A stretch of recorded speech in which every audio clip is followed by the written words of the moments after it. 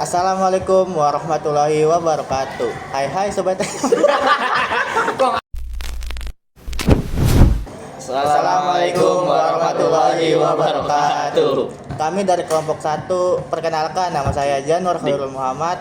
Saya Raka Putra Pratama. Saya Raihan Adi Putra. Saya Muhammad Zaki Aditya Ramadan. Saya Muhammad Andika. Saya Muhammad Sabra Lamsyah. Saya Desar Diatna. Saya Wali Santoso. Di sini kami mengambil topik kondisi ekonomi Indonesia sebelum dan setelah kemerdekaan. Gimana sih kondisi ekonomi sebelum dan sesudah kemerdekaan menurut Januar? Sebelum kemerdekaan, Indonesia adalah negara jajahan yang ekonominya diatur untuk kepentingan Belanda. Sumber daya alam dieksploitasi untuk ekspor, terutama hasil pertanian dan tambang. Rakyat Indonesia tidak menikmati hasil kekayaan alam karena sebagian besar kekayaan dikuasai oleh perusahaan-perusahaan Belanda. Setelah proklamasi kemerdekaan, Indonesia masih menghadapi kendala ekonomi karena perang mempertahankan kemerdekaan dari Belanda yang menginginkan kontrol kembali. Infrastruktur ekonomi yang diwarisi dari kolonial Belanda tidak cukup untuk menopang ekonomi Indonesia yang baru merdeka pada masa itu. Sistem ekonomi dan distribusi barang sangat tidak stabil. Jadi, itulah kondisi ekonomi Indonesia pada saat itu. Gimana sih menurut Raka kebijakan ekonomi pada masa revolusi?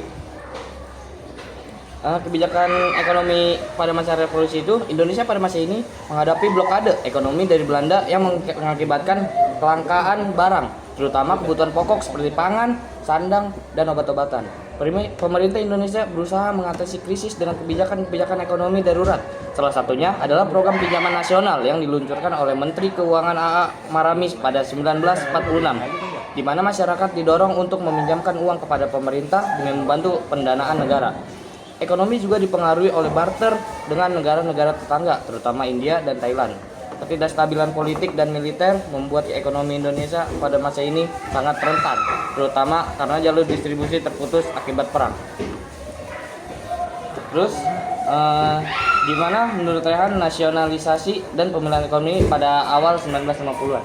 Ya, menurut saya itu setelah pengakuan kedaulatan oleh Belanda pada tahun 1949, Indonesia memulai kebijakan ekonomi yang lebih mandiri. Salah satu kebijakan utamanya adalah nasionalisasi perusahaan-perusahaan Belanda yang ada di Indonesia, terutama di sektor perkebunan dan perbankan. Nasionalisasi ini bertujuan untuk meningkatkan kendala Indonesia atas perekonomian nasional. Tetapi ada tantangan dalam hal pengelolaan karena kekurangan tenaga ahli lokal yang mampu mengelola perusahaan besar. Pada awal 1950-an, Indonesia mengalami perbaikan ekonomi yang lambat karena sistem birokrasi yang belum efektif, serta kurangnya modal dan investasi dari luar. Tantangan besar lainnya adalah mengatasi tingginya tingkat kemiskinan di kalangan rakyat dan ketergantungan pada produk ekspor seperti karet dan kopi. Di sini menurut Zaki, bagaimana periode demokrasi terpimpin pada tahun 1959 sampai 1965? Nah, kondisi ekonomi Indonesia pada periode demokrasi terpimpin di bawah Presiden Soekarno, Indonesia mengadopsi ekonomi terpimpin, di mana negara mengambil peran yang lebih besar dalam mengendalikan ekonomi. Banyak proyek-proyek besar yang disebut proyek mercusuar dilaksanakan, seperti pembangunan Monumen Nasional atau Monas, Gelora Bung Karno, dan jalan raya besar. Namun proyek-proyek ini tidak sebanding dengan sumber daya ekonomi yang tersedia. Ekonomi semakin terpuruk karena inflasi yang tidak terkendali, di mana harga-harga barang melonjak tinggi karena pencetakan uang yang berlebihan. Soekarno juga mempererat hubungan dengan negara-negara blok timur atau komunis, yang mengakibatkan ketegangan ekonomi dengan negara-negara barat dan menyebabkan berkurangnya dukungan ekonomi dari barat. Krisis ekonomi mulai semakin memperburuk menjelang tahun 1965, untuk menjadi penyebab ketidakstabilan politik dan pada masa itu. Menurut Dika, gimana sih kondisi ekonomi Indonesia pada awal krisis di Orde Baru?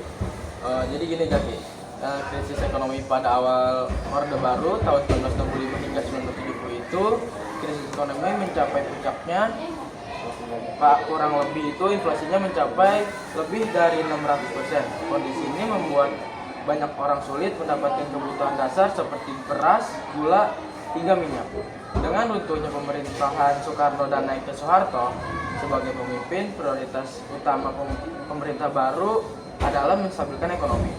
Soeharto dengan bantuan teknokrat yang dikenal sebagai mafia berkele menerapkan kebijakan ekonomi yang lebih terbuka dan bekerja sama dengan lembaga-lembaga internasional seperti IMF dan Bank Dunia. Stabil politik dan dukungan dari negara-negara barat, terutama Amerika Serikat, mulai membantu pemulihan ekonomi. Kebijakan moneter yang lebih ketat dan penghentian proyek-proyek yang tidak produktif membantu menurunkan inflasi secara signifikan. Seperti itu, John. 6. Rencana pembangunan 5 tahun, realita dan pertumbuhan ekonomi. Visi pada akhir 1960-an dan awal 1970-an, pemerintah Orde Baru meluncurkan rencana pembangunan 5 tahun, realita, yang bertujuan untuk mendorong pembangunan ekonomi secara terencana dan berkelanjutan. Fokus utama realita adalah pembangunan infrastruktur, peningkatan produksi pangan terutama beras, dan pengembangan industri yang diharapkan mampu menyerap tenaga kerja. Pada masa ini, Indonesia mulai mengalami pertumbuhan ekonomi yang signifikan yang ditunjang oleh stabilitas politik dan peningkatan harga minyak di pasar internasional yang memberi Indonesia pemasukan besar dari ekspor minyak. Namun, meski pertumbuhan ekonomi meningkat, masih ada ketimpangan dalam distribusi kekayaan dan masalah kemiskinan di beberapa daerah tetap menjadi tantangan besar. Bom minyak dan tantangan pertumbuhan 1970-an hingga 1980-an. Pada awal 1970-an, Indonesia diuntungkan oleh bom minyak dunia. Pendapatan dari sektor minyak dan gas meningkat drastis dan menjadi sumber utama pemasukan negara. Pemerintah menggunakan keuntungan ini untuk membiayai pembangunan infrastruktur dan program-program sosial.